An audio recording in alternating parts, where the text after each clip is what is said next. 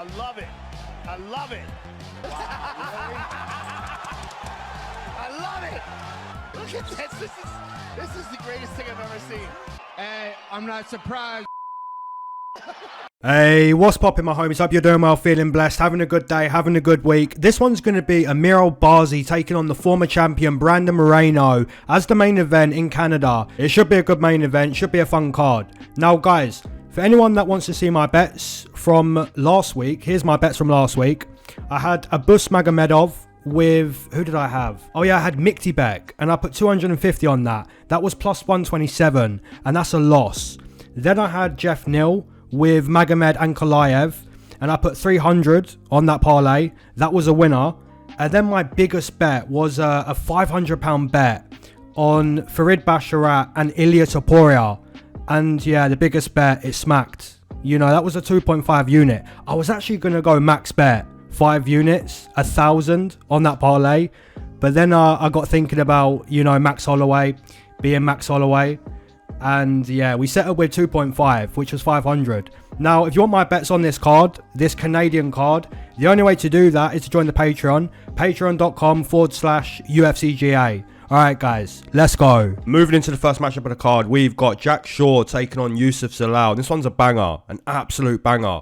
Now, Jack Shaw, his jiu-jitsu is phenomenal, you know. Black belt in jiu-jitsu, the Welsh Damian Maia, in my opinion. So yeah, the jiu-jitsu of Jack Shaw, very, very good.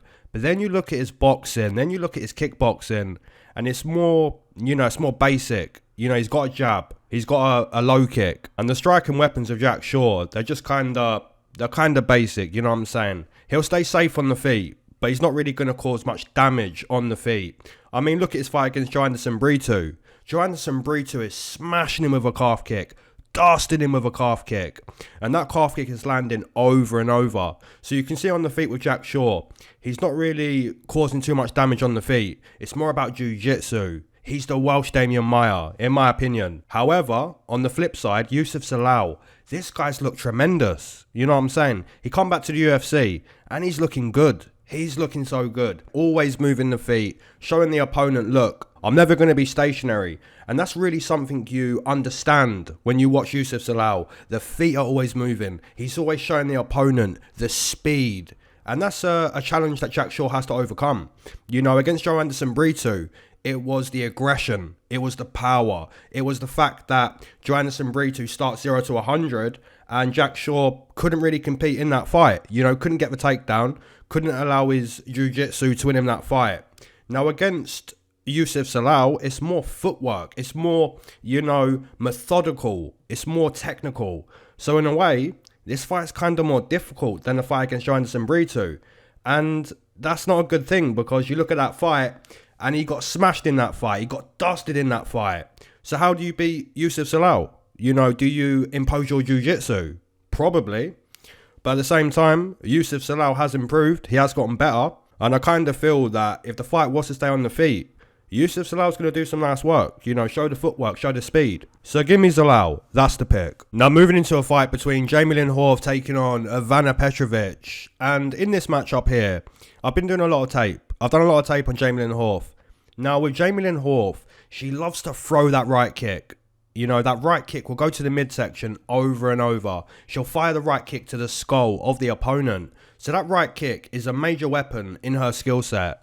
Now, if we go to the clinch, if you start to clinch up with Jamey-Lyn Horth, then you're seeing the knees. You know, the knees are landing over and over to the midsection of the opponent. And she'll also break off with some elbows. If she breaks from the clinch, there's elbows on the break. So I'd say the clinch is where Jamey-Lyn Horth loves to do damage. And I'd also say, when we're on the feet, the right kick is also a major weapon. When you're looking at her boxing, you know, not too great.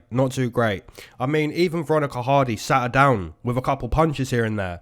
And that's kind of down to, you know, the defensive weaknesses, maybe, of Jamey-Lyn Horth. She's not really reacting too much to the strikes coming her way. Now, when it comes to Ivana Petrovic, actually, guys, before we move to Ivana Petrovic, the reason why she lost to Veronica Hardy, Veronica's footwork, you know, she was never there to be hit.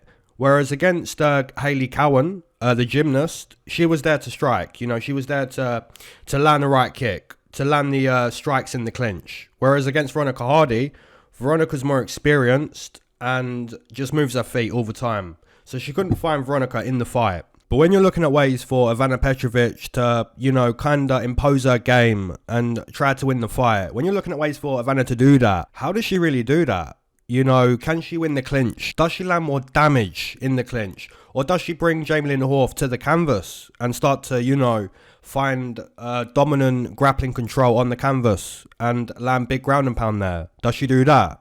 In my opinion, guys, it does kind of seem like Jamey-Lyn Horth, with the experience, with the right kick, with the knees in the clinch, you know, I kind of feel like Jamey-Lyn Horth should get it done. But I was impressed with Ivana Petrovic against Anheliger.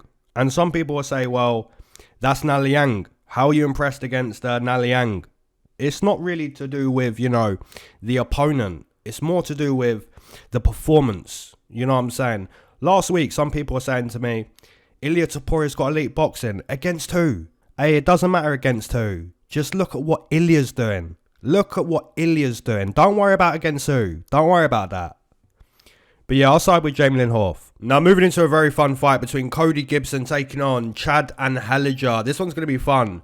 And it's fun because when you look at Cody Gibson, he's more about aggressiveness. He's more about, you know, I want to be in a dogfight. I don't want this fight to be technical. I don't want this fight to be, you know, you go, I go. None of that. This fight's going to be a fight where people watch it and they're saying, you know, what are we watching? What are we watching here? This is madness. This is pure madness. You know, the fans in the arena, they're going to enjoy the fight. The fans at home, they're going to enjoy it. You know, everyone's going to enjoy this because when Cody Gibson goes to war, he truly goes to war. Now, is his defense good?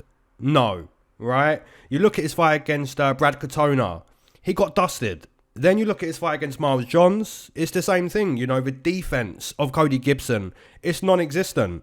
It's truly non-existent. I did bet on Cody Gibson against Brian Kelleher because Brian Kelleher, as we know, he's had the neck surgery, he's super old, and Cody Gibson was always going to break Brian Kelleher. He was always going to do that.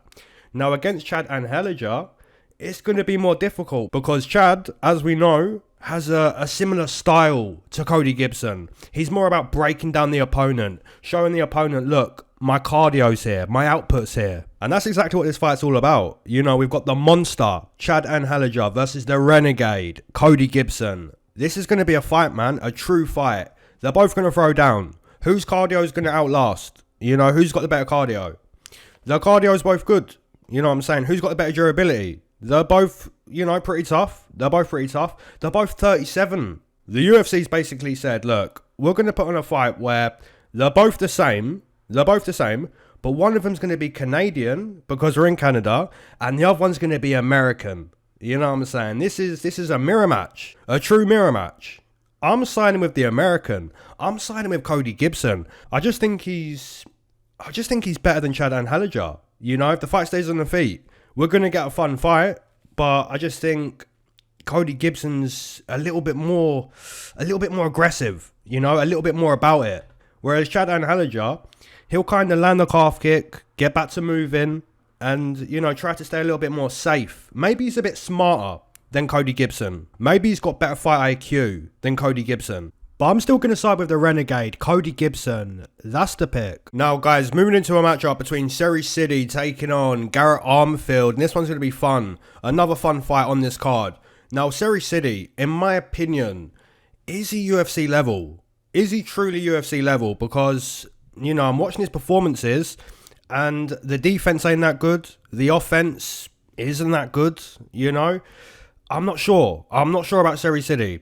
Now, Garrett Armfield, I actually bet against Garrett Armfield in his last fight. I took Brady Heaston as a plus 200 underdog, and that fight was crazy. It was truly crazy because when the fight starts, Garrett Armfield nearly gets stopped, survives, then he drops Brady Heaston.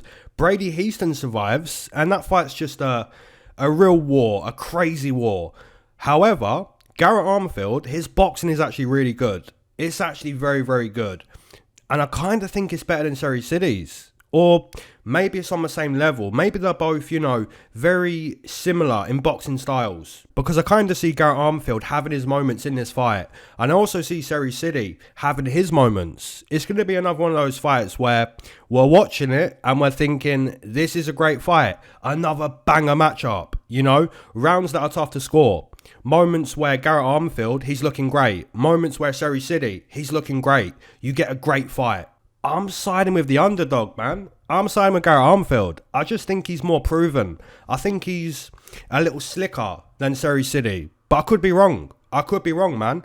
The Canadians on this card, you know what I'm saying? How well are they going to do? And I'm looking at Sidey. Is Sidey going to be one of them? Is he going to find a win against Garrett Armfield? Or is Garrett Armfield going to show him, look, you can box, I can box. We're going to stand in the middle. Let's box. And who's going to prove to be the better boxer? I think it's going to be the underdog. I'm taking Garrett Armfield. That's the pick. And guys, by the way, when I say I'm taking the underdog, what I mean is I'm predicting the underdog to win. I don't mean I'm betting on the underdog. There's no bets on this video.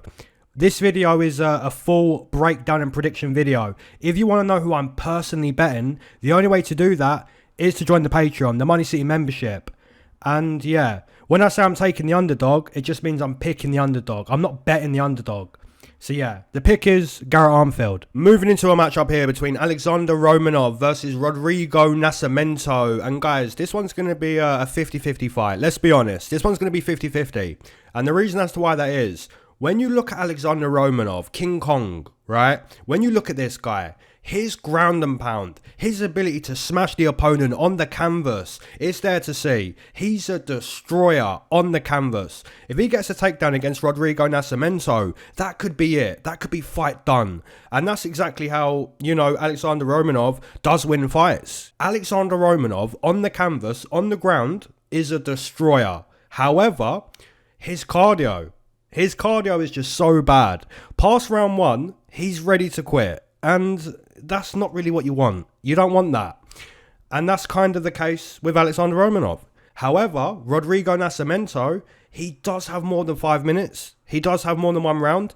He's maybe not as dangerous as Alexandr Romanov. Once he gets a takedown, is the fight just done in the same way that Alexandr Romanov gets a takedown and the fight's just done?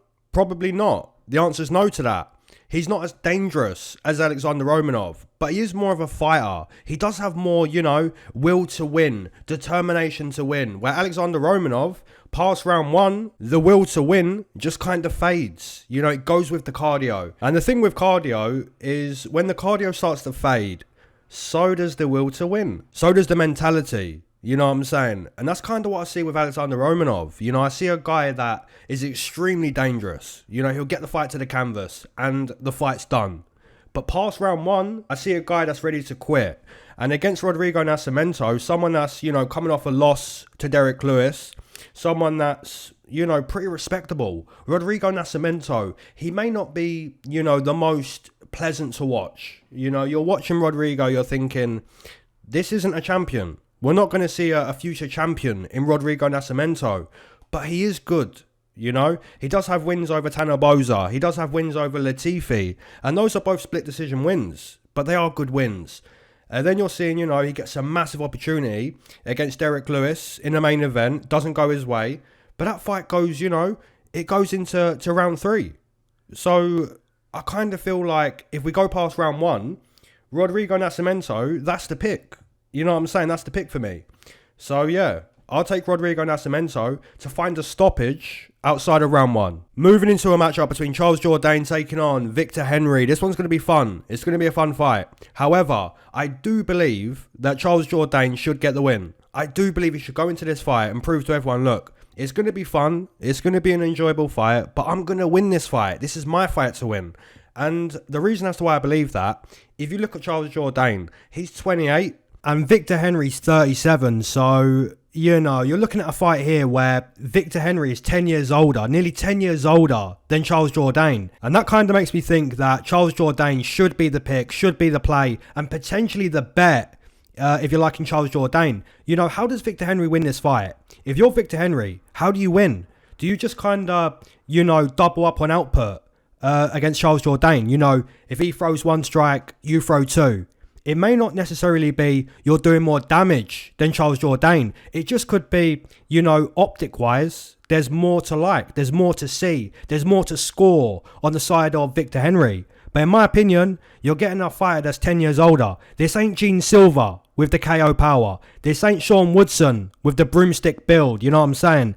This is Victor Henry. And Victor's okay. He's okay. But in my mind, you know, Charles Jourdain, he should win this fight. He should dominate this fight. This is your fight. And it's in Canada. So do what you got to do.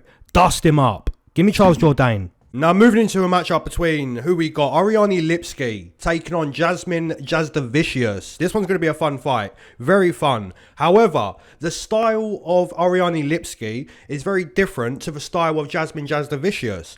When we look at Ariane Lipski, she's more about violence, you know. I believe her octagon name is the Queen of Violence. And at times you're watching her in her UFC career and you're thinking, are you truly the Queen of Violence? Because there's not too much violence in your performances.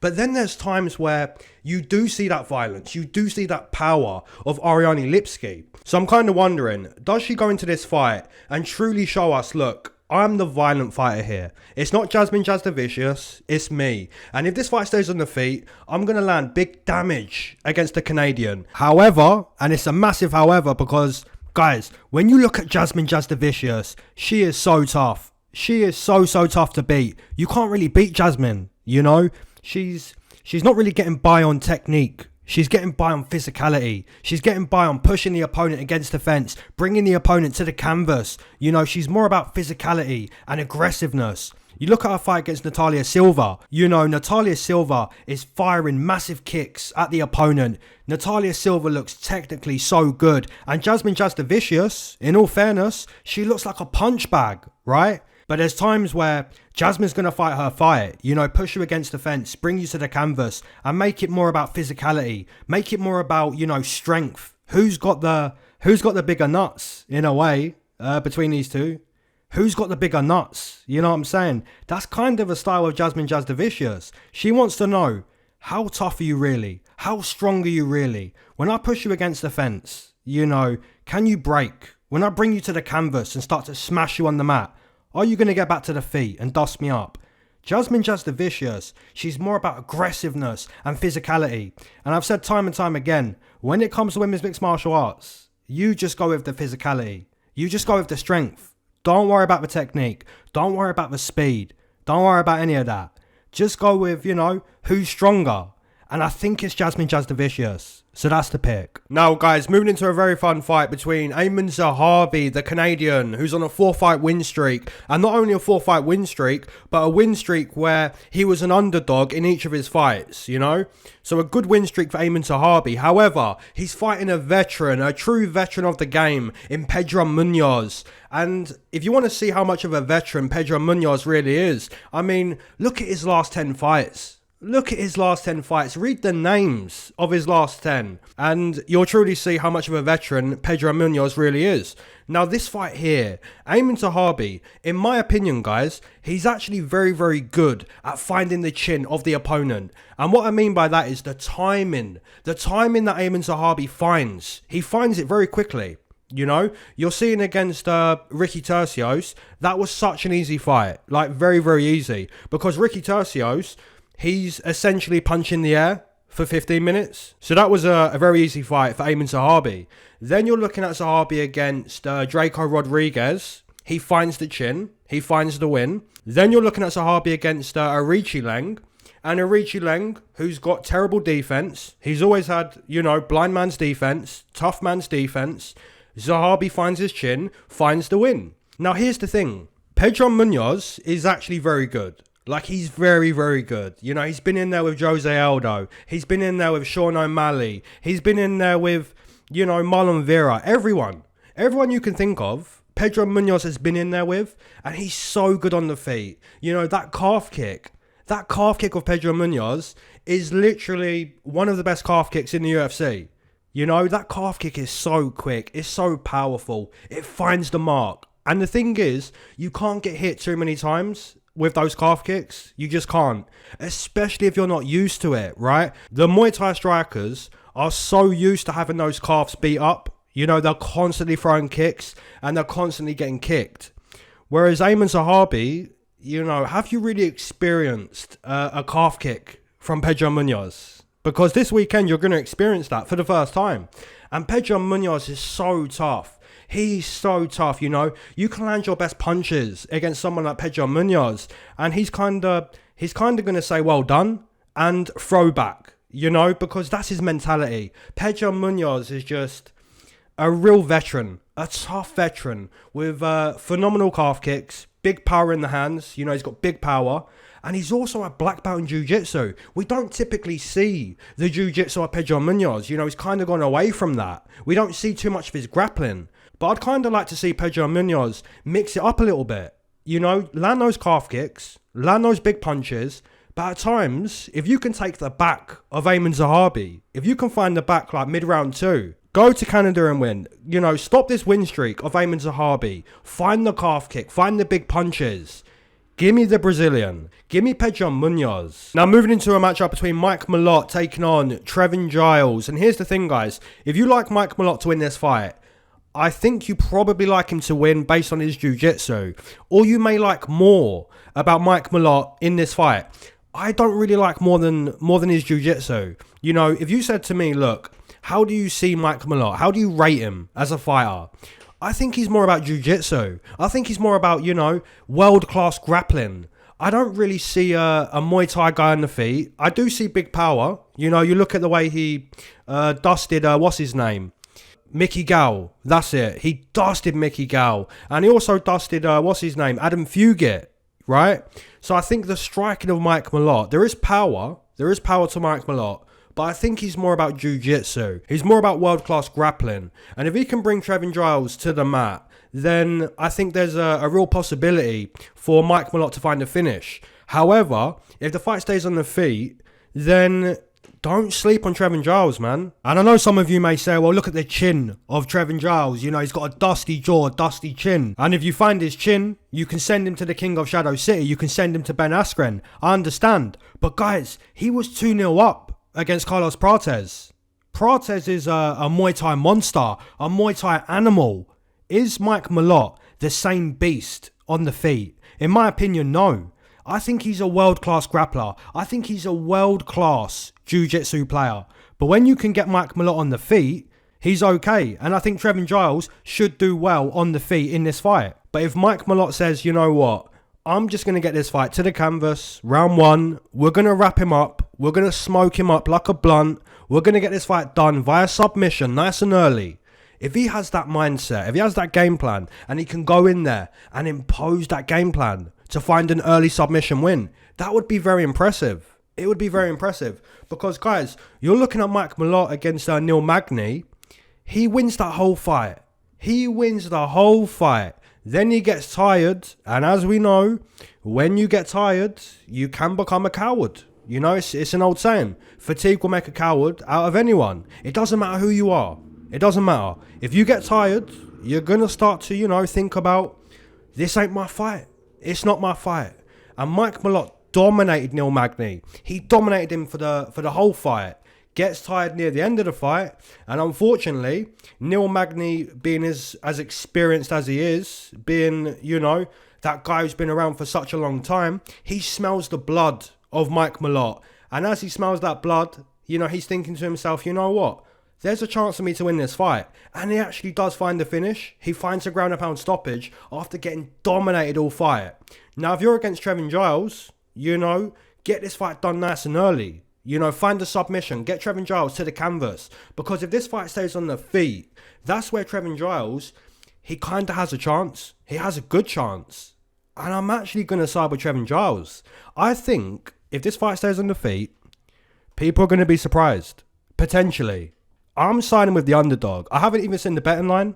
I haven't seen the odds. But I'm assuming that Trevin Giles is a big underdog. So give me the underdog as the prediction. And I might bet it. I might. Give me Trevin Giles. Now moving into a matchup here between Marc-Andre Barriault versus Dustin Stoltzfus. And it's going to be a very fun fight. It's going to be very fun. And the reason as to why this one should be fun, there should be a stoppage in this fight. Both guys are going to try to impose their game plans, and eventually you should get a stoppage. Now, Marc-Andre Barriault, he doesn't really improve fight to fight. And some of you may say, well, shouldn't every fighter improve fight to fight? And I'd say yes to that, but mainly to the younger fighters. For the fighters that are, in their mid-30s, like Marc-Andre Barriault, then you've got the old saying, you can't teach an old dog new tricks, right? And Marc-Andre's at the point where you're not really going to see evolution. You're not going to see improvements in his game. Or you're not going to see obvious improvements. And here's the thing. Marc-Andre Barriault, he knows who he is. He knows what he's good at. He understands exactly how to win these fights. And he tries to impose his physical game onto the opponent. Now, does Marc-Andre have, defensive weaknesses? I'd say so.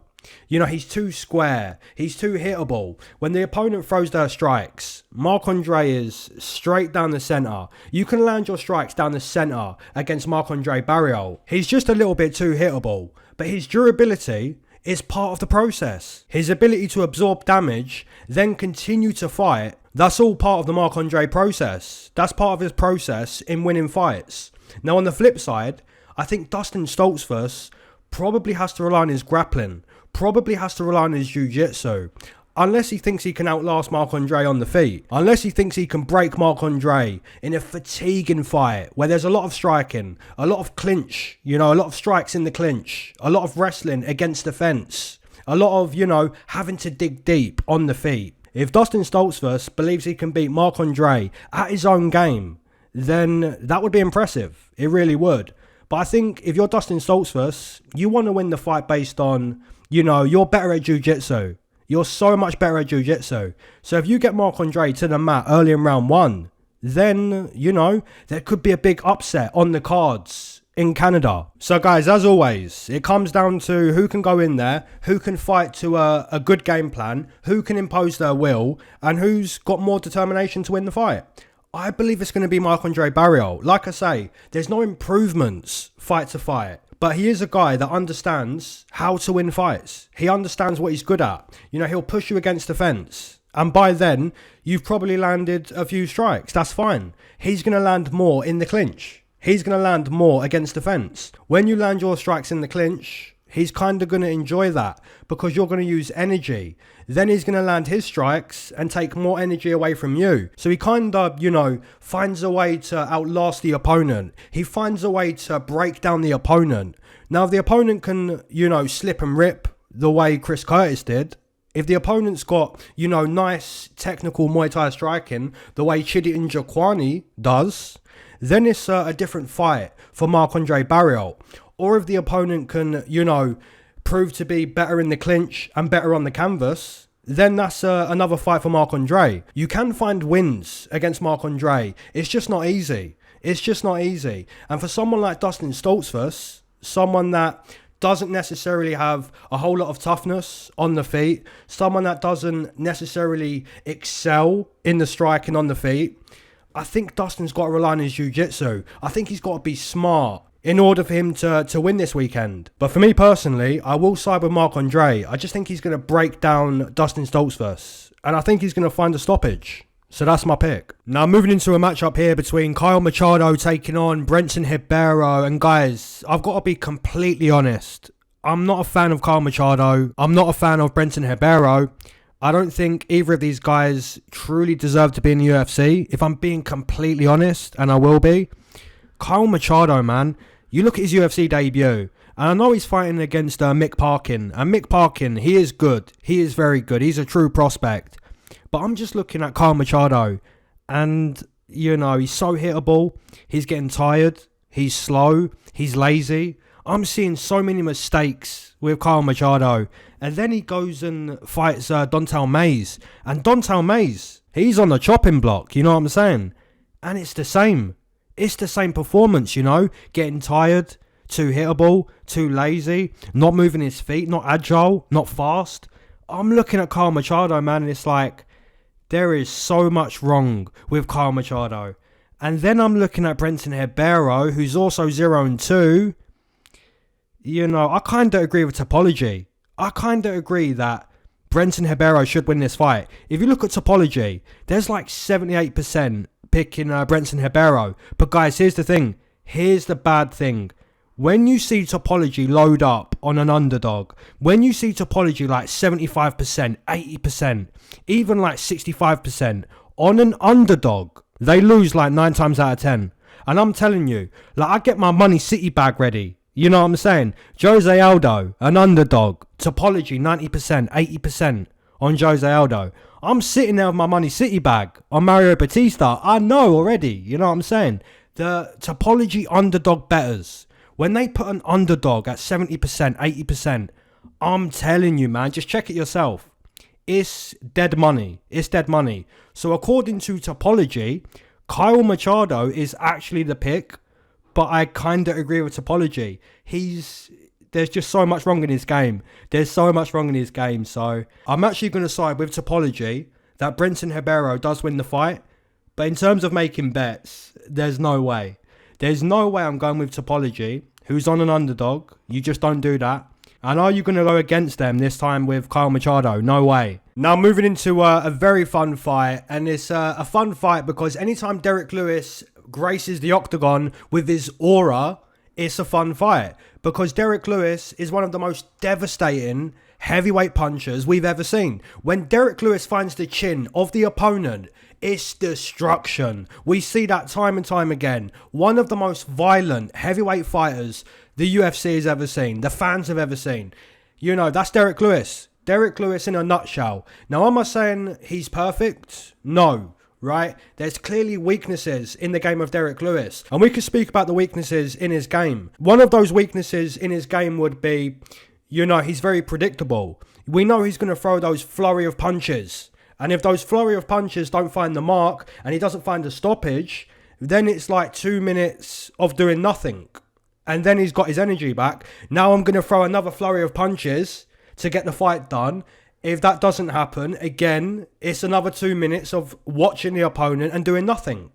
And as he's watching the opponent and doing nothing, it's almost like he's saying to the opponent, it's okay that I'm doing nothing because what are you going to do? You're going to throw your punches? Okay, come on, throw your punches. Throw your punches at the Black Beast. You know what I'm saying? You kind of don't want to. You kind of don't want to because you understand that as you throw your punches, Derek Lewis has that boxing background, and if he beats you to the punch, you kind of get years taken off your life. You know, that's the real consequence of Derek Lewis finding your chin. So when you're in there with someone like that, someone that has so much power, and Derek Lewis does, he has so much power, it's kind of scary. You know what I'm saying? It's kind of scary to be in there with someone that can send you to the King of Shadow City, Ben Askren. Now here's the thing, the challenger, Jonathan Diniz, is very technical. He's very, very technical. You know, for a heavyweight, he's a very technical striker. I wouldn't put him on the same level as, you know, Cyril Gane. I wouldn't go to that length. I wouldn't put him on the same level as Tom Aspinall with the agility and the speed and the confidence and the boxing. But, you know, he's very technical. And there's maybe a case that, you know, the UFC has maybe thrown Jonathan Diniz into the deep end a little bit too soon. You know, this ain't Carl Williams. This ain't Austin Lane. You're not throwing strikes at Austin Lane here, man. You're not throwing strikes at Carl Williams. This is the Black Beast. This is one of the most devastating heavyweight punchers that's ever lived. And he still continues to fight. He still lives. He's still here. It's the Black Beast. It's Derek Lewis. This is a serious challenge, you know. This ain't Carl Williams. I'll say it again. Guys, I'm going to side with Jonathan Diniz, but he has to avoid the flurry. If you don't avoid the flurry, if he makes a connection with your chin, I already know. Everyone else already knows. We already know. You're going to visit Ben Askren. You're going to go to the canvas. You're going to go to sleep. You're going to have years taken off your life because that's Derek Lewis. The guy is so powerful. But I'm going to side with Jonathan Diniz. He's got to be technical. He's got to be smart. He's got to survive round one. It's a tough challenge. It really is.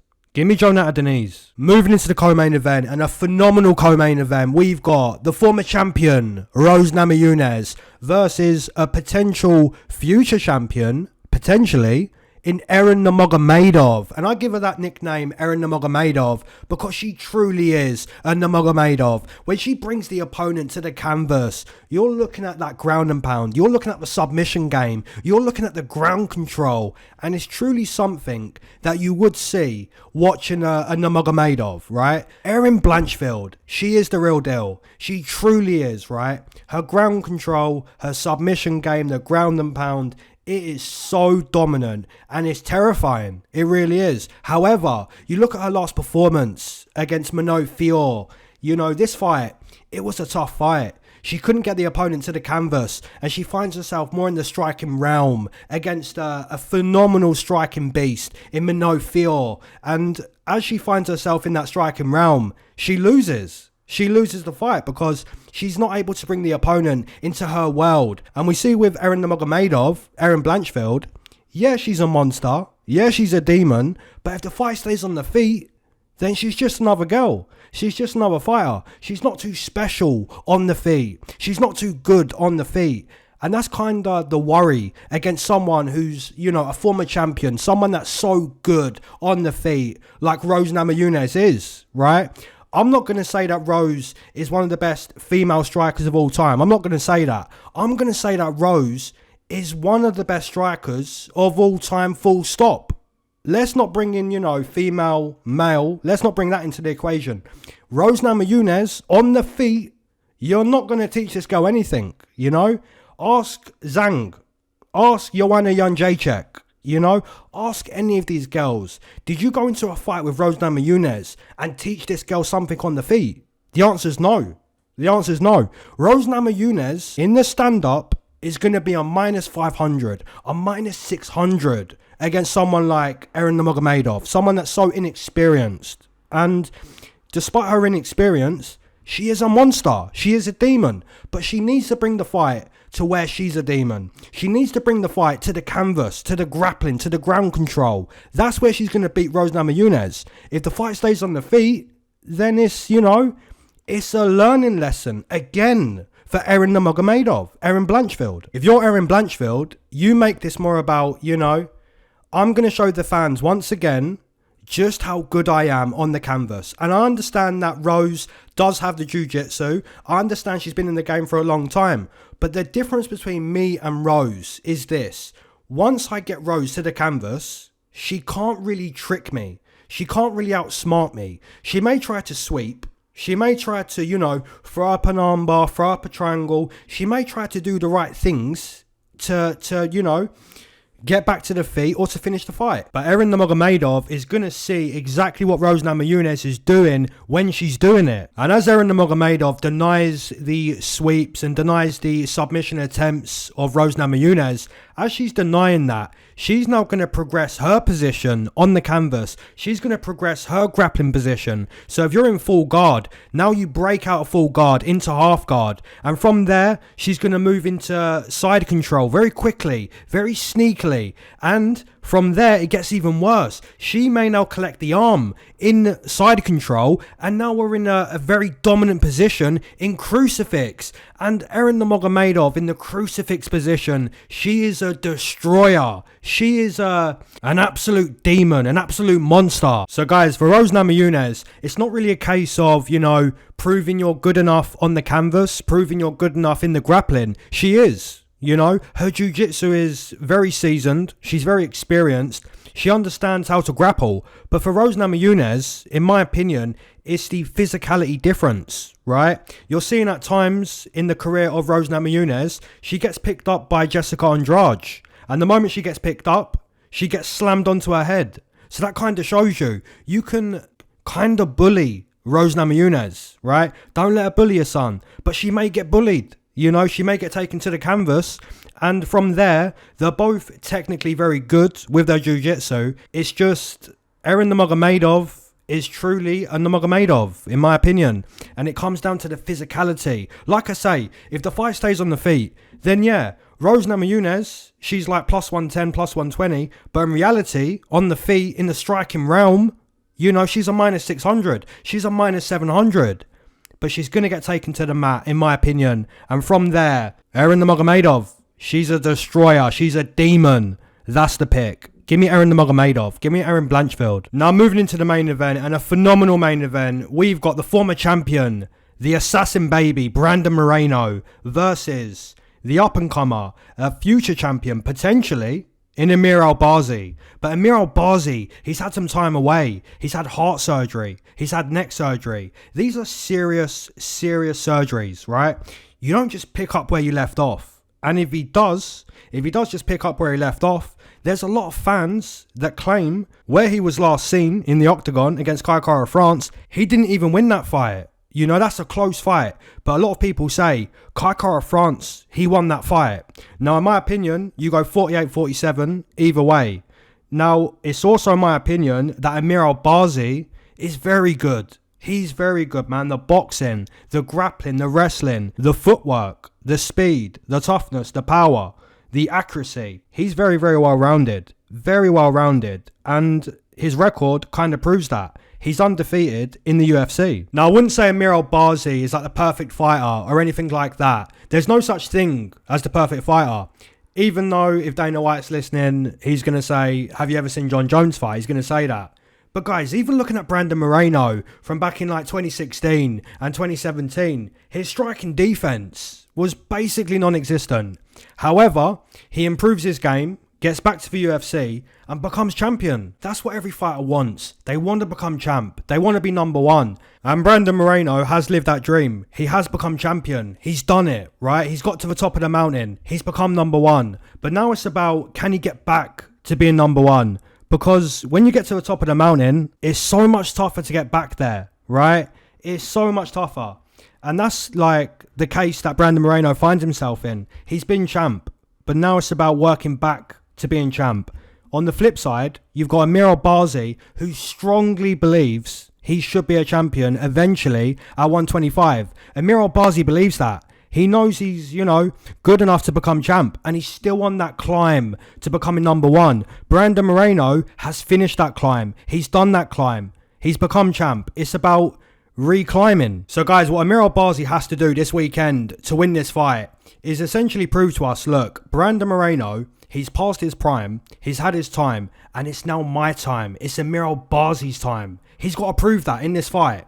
And he's got to do that on a long layoff, coming off heart surgery and neck surgery. So there's no denying Amir Albazi. You know what I'm saying? If he wins this main event, if he defies the odds, comes back to this main event after heart surgery, after neck surgery, a long layoff, and he beats a former champion in Brandon Moreno, at that point, give this man a title shot. At that point, there's no denying Amir Albazi. I kind of like Amir Albazi to go into this fight this weekend and prove to everyone that doubts him, I'm good enough. I can wrestle with Brandon Moreno. I can box with Brandon Moreno. If we get into this fight and it's 2-2, heading into that final round, I'm going to show you my hunger. I'm going to show you how much I want to be champ at 125. So for me personally, it's such a tough pick. It's such a tough pick to go against Brandon Moreno, but I'm actually going to do it. I'm going to side with the underdog, Amir Albazi, in the main event in Canada.